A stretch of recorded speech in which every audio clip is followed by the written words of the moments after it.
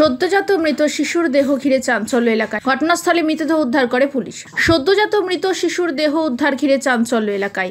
একাধিকবার প্রশাসনের তরফ থেকে বিভিন্ন জায়গায় ভ্রূণ হত্যা বন্ধ করার জন্য সচেতনতামূলক শিবিরের আয়োজন করা হয়, কিন্তু তাতেও সচেতন হচ্ছে না সাধারণ মানুষেরা। রবিবার সকালে পূর্ব মেদিনীপুর জেলার তমলুক থানার চাপ বসান গ্রামের দাসপাড়া এলাকায় একটি পুকুরে অস্বাভাবিক কিছু ভাসতে দেখে বাঁশ দিয়ে ওপরে তুলে আনলে দেখা যায় একটি শিশুর দেহ।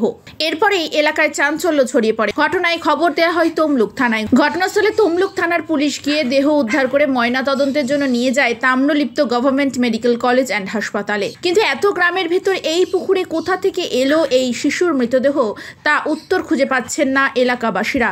আগামী দিনে যাতে এই ধরনের ঘটনা আর না ঘটে, তাই পঞ্চায়েত ও পঞ্চায়েত সমিতির পক্ষ থেকে নজর রাখা হবে এবং স্থানীয় প্রশাসনের দ্বারস্থ হয়েও সঠিক তদন্তের দাবি করা হয়, এমনটাই জানিয়েছেন পঞ্চায়েত সমিতির ভূমি কর্মাধ্যক্ষ প্রদ্যুৎ মাঝি।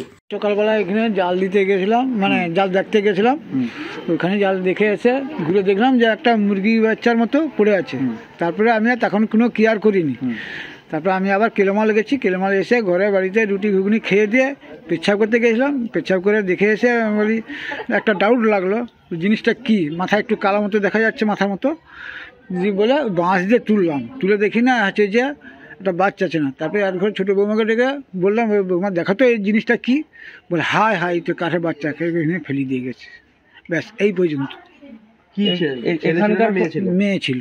এখানকার কোনো কারো কি মনে হয়, সন্দেহ হয় এখানে? সেরকম তো কিছু আমি তো বুঝতে পারছি না, আমি তো জানি না এখন।